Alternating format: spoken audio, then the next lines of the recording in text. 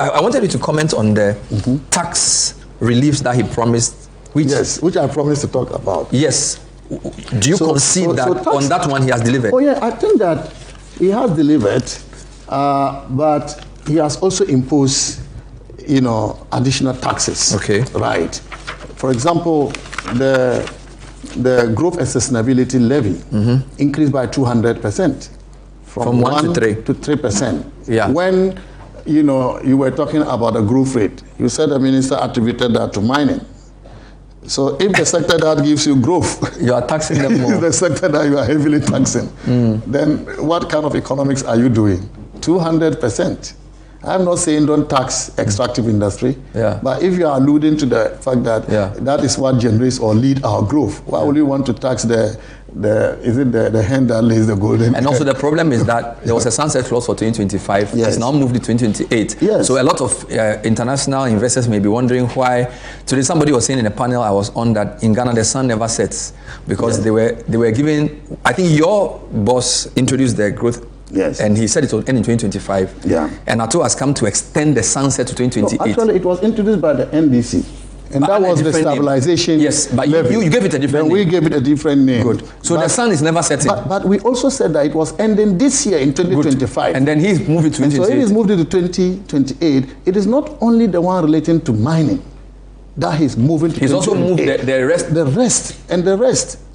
Serious companies across different sectors, and I'll give you the list, and they pay 5%. So if it would have ended this year, it would have meant that beyond this year, they would no have planned for next year. So by they have to budget for the next 3 years. By extending the timeline, you are reimposing the tax on these companies. So it's not only the mining. So the money is just the increase in 1 to 3, but the others who are paying 5 applies to all of them. Good. And I'll just give you, banks are there, non-bank financial institutions are there, insurance companies, telecommunication companies, right? Breweries, inspection and valuation companies, companies providing mining support, bulk oil distributors, oil marketing companies. They will put it in petroleum product prices, right? Communication tower operators, companies providing upstream petroleum services, but companies and institutions. So this, I mean, let's end this segment with this. So somebody said today during a panel that what the minister is doing appears to be taxing companies and giving individuals relief. Because by removing the e-levy and the taxes he mentioned he was going to remove, and then extending the sunset for these companies for their profit, and then increasing the 1 to 3% growth for also mining, is basically taxing companies' profits.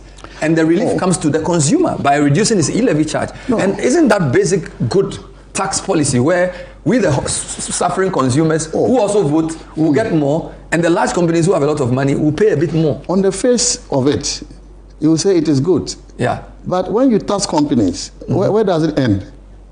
It depends what kind of tax it is. Where does it end?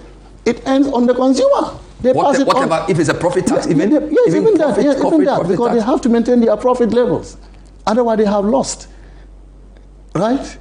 And when they have lost, what happens? They can't expand. They can't create more jobs. So the convenient way is usually to pass it on to the consumer. So you take, you rob Peter to pay Paul, or you take something, you give me something with the right hand, and you take it back with the left hand. The companies, you expect the companies to punish consumers by passing on those costs. I'm not the one. That's my issue. I'm not the one expecting. Profit is after cost. No. Most of these, companies, they provide services, goods and services. Yeah. They pay indirect taxes. Yes. Isn't it? Which they pass on. That's my point. But you don't pass on a profit. If you have a profit of $1 billion and somebody takes 2% of that, yes. How do you pass that on to the consumer? That will not be fair. But they do that all the time.